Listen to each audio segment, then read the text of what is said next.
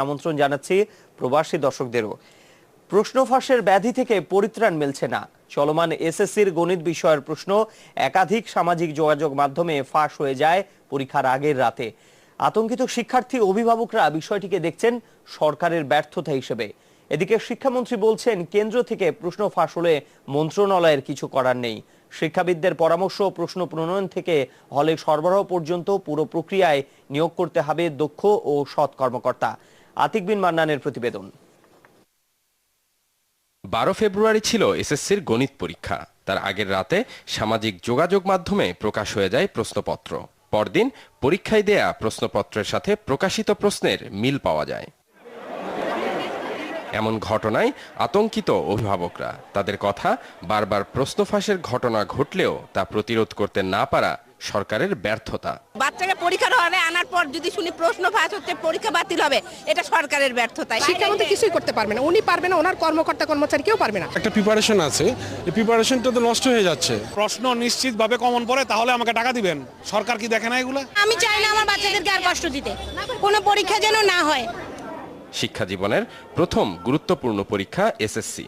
সেই পরীক্ষায় প্রশ্ন ফাঁসের খবরে হতাশ অনেক শিক্ষার্থী। 12 মাস পরে পরীক্ষা দিয়েছে, কিন্তু যারা সারা বছর পড়ে নাই ওরা প্রশ্ন পেয়ে পরীক্ষা দিচ্ছে, তো পরীক্ষার লাভ কি? যারা পড়ে না তারা ভালো রেজাল্ট করতেছে। আমরা পড়াশোনা করে তারপর ভালো রেজাল্ট করতে পারতেছি। প্রশ্নটা ফাঁস করা হয়, তাহলে দেখা যাবে খারাপ স্টুডেন্টরাও ভালো রেজাল্ট করবে এবং তারা সচরাচর ভালো কলেজে চান্স পাবে। শিক্ষামন্ত্রী বলেছেন, বিজি প্রেস থেকে প্রশ্ন ফাঁসের সুযোগ আর নেই। ফাঁস হলে হয়েছে কেন্দ্র থেকে, জড়িত থাকতে পারে শিক্ষকরা। সেক্ষেত্রে মন্ত্রণালয়ের কিছু করার নেই বলে মন্তব্য করেন তিনি। 2 ঘন্টা আগে আমাদের পরীক্ষা কেন্দ্রে সচিবের হাতে, আমাদের শিক্ষকের হাতে আমরা পৌঁছে দিই, এবং তিনি তখন খুলে বিভিন্ন জায়গায় ডিস্ট্রিবিউট করেন, বিভিন্ন রুম থাকে, রাস্তা থাকে, তারপর বিলি হয়।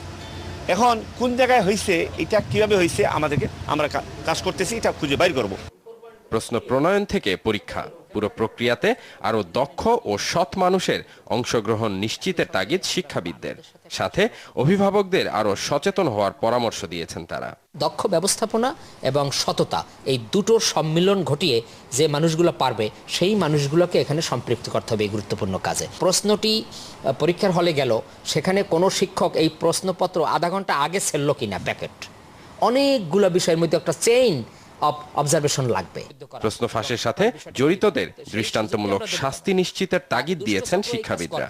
দুষ্ট চক্রকে দমন করতে হবে। আতিক বিন মান্নান, যমুনা নিউজ, ঢাকা। এদিকে এসএসসি পরীক্ষার প্রশ্ন ফাঁসে জড়িত থাকার অভিযোগে রাজধানীর বিভিন্ন জায়গা থেকে 6 জনকে আটক করেছে গোয়েন্দা পুলিশ। মঙ্গলবার সকালে সংবাদ সম্মেলনে এই বিষয়ে বিস্তারিত তুলে ধরেন ডিএমপির যুগ্ম কমিশনার আব্দুল বাতেন। বলেন, গোপন সংবাদের ভিত্তিতে ঢাকার বিভিন্ন এলাকায় অভিযান চালিয়ে 6 জনকে গ্রেফতার করা হয়। প্রাথমিক জিজ্ঞাসাবাদে জানা যায়, আটককৃতরা মোবাইল ও ল্যাপটপ ব্যবহার করে বিভিন্ন সামাজিক যোগাযোগ মাধ্যমে প্রশ্নপত্র সরবরাহ করে টাকা আদায় করছিল। রোববার অনুষ্ঠিত পরীক্ষার আগে হোয়াটসঅ্যাপে পাওয়া প্রশ্নের হুবহু মিলের খবর প্রকাশ হয় গণমাধ্যমে।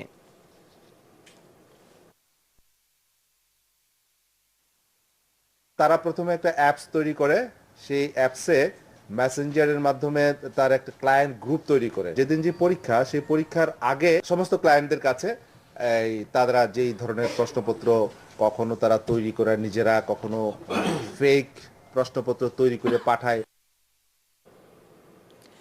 একজন ব্যক্তির স্বার্থের কারণে পদ্মা সেতু প্রকল্পে দুর্নীতির মিথ্যা অভিযোগ তুলেছিল বিশ্বব্যাংক। তা না হলে এতদিনে সেতুর সুফল পেত দক্ষিণ পশ্চিমাঞ্চলের মানুষ। জিডিপির প্রবৃদ্ধি হতো 8%। মঙ্গলবার সকালে 100তম একনেক সভায় এসব কথা বলেন প্রধানমন্ত্রী শেখ হাসিনা। জানান, পদ্মা সেতুতে দুর্নীতির মিথ্যা অভিযোগের ফলে বিনা দোষে জেল খাটতে হয়েছে একজন সচিবকে, যা লজ্জাজনক। পদ্মা সেতু প্রকল্পে দুর্নীতি হয়েছে, বিশ্বব্যাংকের এমন অভিযোগের জের ধরে পদত্যাগ করেন তৎকালীন যোগাযোগ মন্ত্রী সৈয়দ আবুল হোসেন। গ্রেপ্তার হন তখনকার সেতু সচিব ও প্রকল্পের তত্ত্বাবধায়ক প্রকৌশলী। কানাডীয় কোম্পানির সম্পৃক্ততার অভিযোগে মামলা হয় দেশটির আদালতে, কিন্তু 6 বছরেও দালিলিক প্রমাণ দিতে না পারায় কানাডার আদালত জানিয়ে দেন পদ্মা সেতু প্রকল্পে দুর্নীতির প্রমাণ মেলেনি। মঙ্গলবার একনেক সভা শুরুতেই এই ইস্যুতে কথা বলেন প্রধানমন্ত্রী শেখ হাসিনা। জানান, বিশ্বব্যাংকের মিথ্যা অভিযোগের ফলে দেশের ভাবমূর্তি নষ্ট হয়েছে, বিনা দোষে জেল খাটতে হয়েছে সরকারি কর্মকর্তাকে। ওয়ার্ল্ড ব্যাংক আমাদের উপর যে মিথ্যা একটা অভিযোগ দিয়েছিল, এবং তাদের এই মিথ্যা অভিযোগে আমাদের একজন সচিবকে অযথা 1 বছর জেল খাটতে হয়। অতটা তার জীবনে যে মূল্যবান সময় নষ্ট করলো। এ সময় সরকারের উন্নয়ন ভাবনার খুঁটিনাটি তুলে ধরেন শেখ হাসিনা। বলেন, একজন ব্যক্তির স্বার্থের কারণে পদ্মা সেতু প্রকল্পে দেরি হয়েছে। একটা ব্যক্তির স্বার্থের আঘাত লাগলো বলে সেই ব্যক্তিটি দেশের এত বড় একটা মূল্যবান প্রজেক্ট যার সম্ভাবনাটাকে ব্যাহত করে দিয়েছিল। এতদিন এটা নির্মাণ শেষ হয়ে যেত, আমাদের জিডিপিতে আরো 1% এখানে সংযুক্ত হতো। এই ইস্যুতে যমুনা টেলিভিশনকে প্রতিক্রিয়া জানান তৎকালীন যোগাযোগ সচিব মোশাররফ হোসেন ভূঁইয়া।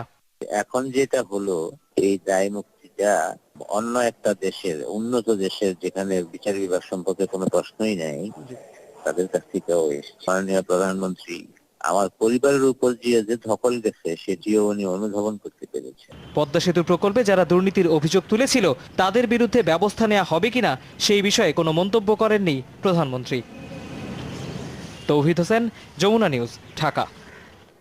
পদ্মা সেতু প্রকল্পে অর্থায়ন বন্ধের ষড়যন্ত্রে ডক্টর ইউনূস সরাসরি জড়িত এমন অভিযোগ করেছেন আইনমন্ত্রী আনিসুল হক। তার দাবি, এ বিষয়ে সব তথ্য সরকারের কাছে আছে, তবে এটি কোনো অপরাধ কিনা তা ভেবে দেখা হয়নি। আইন অনুযায়ী বিশ্বব্যাংকের বিরুদ্ধে সরকার করবে না, তবে ক্ষতিগ্রস্ত কেউ চাইলে আইনের আশ্রয় নিতে পারেন বলেও জানান আনিসুল হক। মঙ্গলবার রিপোর্টার্স ফোরাম আয়োজিত মিট দ্য প্রেসে এসব কথা বলেন আইনমন্ত্রী। 4 বছর পর বিচার প্রক্রিয়া শেষে পদ্মা সেতু প্রকল্পে বিশ্বব্যাংকের করা দুর্নীতির অভিযোগ খারিজ করে দেন কানাডার আদালত। 2012 সাল থেকে এই বিচার প্রক্রিয়ায় বাংলাদেশ সরকারের পক্ষে অংশ নিয়েছেন বর্তমান আইনমন্ত্রী। ল রিপোর্টার্স ফোরামের মিট দ্য প্রেসে এসে সেই সময়ের ঘটনাক্রম উল্লেখ করেন তিনি। বলেন, দুর্নীতির অভিযোগ ছিল পদ্মা সেতুতে অর্থায়ন বন্ধের ষড়যন্ত্র। যারা যারা সাক্ষ্য দিয়েছেন এবং তাদের সাক্ষ্য দিয়েছেন সবকিছু আছে, এমনকি ওই যে কন্ট্রাক্টর যাকে রাজসাক্ষী বানানোর ভরসা দেওয়া হয়েছিল তিনিও এই যাদের নাম বললাম, আবুল হোসেন, মোশাররফ হোসেন সাহেব, মশিউর রহমান সাহেব, তাদের সম্বন্ধে কিচ্ছু বলেন নাই। আইনমন্ত্রীর অভিযোগ, এই ষড়যন্ত্রে অংশ নিয়েছিলেন ডক্টর মোহাম্মদ ইউনূস, যার সব প্রমাণ আছে সরকারের কাছে। তবে তার বিরুদ্ধে আইনানুগ ব্যবস্থা নেওয়া হবে কিনা তা খোলসা করেননি তিনি। বিশ্বব্যাংকের বিরুদ্ধে সরকারের মামলা করার অবকাশ নেই বলে জানান তিনি। কিন্তু বিশ্বব্যাংকের বিরুদ্ধে মামলা করার কোনো অবকাশ নাই। তার কারণ হচ্ছে we have signed an agreement. ক্ষতিগ্রস্ত হয়েছেন, তারা যে আইনি ব্যবস্থা নিতে পারবেন না তা নয়। ইউনূস সাহেব পদ্মা সেতুর অর্থায়ন বন্ধ করার পরিকল্পনার মধ্যে জড়িত। এ সময় নাগরিকত্ব আইন নিয়েও কথা বলেন আনিসুল হক। জানান, প্রবাসীদের দাবি অনুযায়ী সংশোধন করা হবে আইনের খসড়া। এখন থেকে নিবন্ধনের জন্য কোনো সময় সীমা থাকবে না, কিন্তু নিবন্ধন করতে হবে। স্থানীয় সরকার নির্বাচনে প্রবাসীরা পার্টিসিপেট করতে পারবেন। আইনমন্ত্রী বলেন, এই সরকারের আমলেই হাইকোর্ট এবং সুপ্রিম কোর্ট বিভাগে বিচারপতি নিয়োগে আইন করা হবে। রাজনৈতিকভাবে প্রসিকিউটর নিয়োগ ঠেকাতে চালু করা হবে ইন্ডিপেন্ডেন্ট প্রসিকিউশন সার্ভিস। গুরুত্বপূর্ণ মামলাগুলি। মনিরুল ইসলাম, যমুনা নিউজ, ঢাকা।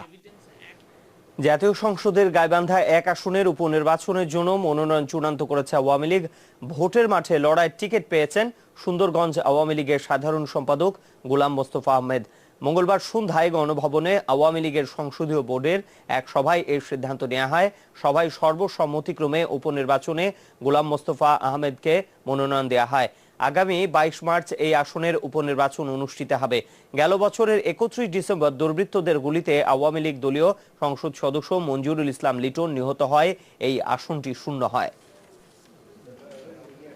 ঢাকা জেলা আওয়ামী লীগের প্রতিনিধিদের যৌথ সভায় কেন্দ্রীয় নেতাদের উপর ক্ষোভ ঝেড়েছেন ইউনিট নেতারা। অর্থের বিনিময়ে দলীয় পদ কেনা, অজনপ্রিয় প্রার্থীকে স্থানীয় সরকার নির্বাচনে মনোনয়ন দেওয়ার নানা অভিযোগ আনেন তারা। মঙ্গলবার এই যৌথ সভায় ইউনিট নেতারা বলেন, পদ পেয়ে কেন্দ্রীয় নেতারা তৃণমূলের খোঁজ রাখেন না, দীর্ঘদিন ধরে ইচ্ছাকৃতভাবে দেয়া হয় না কমিটি। দীর্ঘদিন পর ঢাকা জেলা আওয়ামী লীগের যৌথ সভা অংশ নেন ঢাকা, সাভার, ধামরাই, কেরানীগঞ্জ ও দোহার থেকে আসা দলের বিভিন্ন ইউনিটের প্রতিনিধি। এই তৃণমূল পর্যায়ে আওয়ামী লীগের বিভেদ সৃষ্টি করার চেষ্টা করে তাদেরকে চিহ্নিত করতে হবে। কেন্দ্রীয় নেতাদের সামনে প্রায় সকলেই তুলে ধরেন দীর্ঘদিনের অভিযোগ। কেন্দ্রের নির্দেশ না মানা থেকে শুরু করে তৃণমূলের জনমত যাচাই না করারও অভিযোগ ছিল তাদের। মুরাজ্জনকে পাঠানোর পরে আমি 5 বছর কর্নার হয়ে থাকলাম মহিলা হিসাবে। আবার পাঠিয়ে দিয়েছেন কে জানি না, শুনি না। হঠাৎ করে আমি সাভারে থাকতেও আমি জানতাম না যে ডক্টর এনামুর রহমান সাহেব আপনারা পাঠিয়ে দিয়েছেন। কি আপনারা কি জানেন উনি কোন সংগঠন করেছেন? ওনারা ইচ্ছা করলে একটু মিলে ফেলতে পারে, কিন্তু যদি এখনই পদক্ষেপ নেওয়া না হয় তাহলে সমূহ ক্ষতির সম্ভাবনা থাকে। বেশ কিছু অভিযোগ ছিল ঢাকা জেলা আওয়ামী লীগের সভাপতি ও সাধারণ সম্পাদকের বিরুদ্ধে। টাকার বিনিময়ে দলীয় পদ কেনার কথা বলে বসেন ঢাকা 20 আসনের এমপি। বিনা প্রতিদ্বন্দ্বী হতে পারো কিভাবে? তুমি আবুলকে 20 লক্ষ টাকা দিয়ে দাও,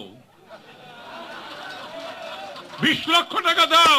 তা আমি বললাম যে এত টাকা তো আমার কাছে নাই, তাহলে তুমি 10 লক্ষ টাকা দাও। আল্লাহর কসম, সাথে সাথে আমি চেখে 10 লক্ষ টাকা দিয়েছি নিষ্কণ্টক করার জন্য।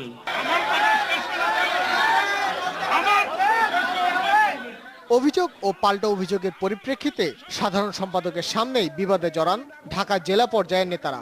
দলকে এগিয়ে নিতে সুষ্ঠু সমাধান চান কেন্দ্রের কাছে। বড় দল, বড় পরিবার, ছোটখাটো সমস্যা থাকতেই পারে, সেটা আমরা আলাপ আলোচনা করে সমাধান করি। গঠনমূলক আলোচনা, গঠনমূলক সমালোচনা। তৃণমূলে বিভেদ থাকলে আগামী নির্বাচনে জয়লাভ করা কঠিন হবে। তাই দলের স্বার্থে সবার অভাব ও অভিযোগ শুনে তা দ্রুত মিটিয়ে ফেলা হবে বলে জানান কেন্দ্রীয় নেতারা। সেগুলো ম্লান হয়ে যাবে যদি আমরা সাংগঠনিকভাবে নিজেরাই নিজেদেরকে দুর্বল করে ফেলি। ভাস্কর ভাদুরী, যমুনা নিউজ, ঢাকা। যমুনা নিউজে একটা বিরতি নিচ্ছি, ফিরছি একটু পরেই, আমাদের সাথেই থাকুন।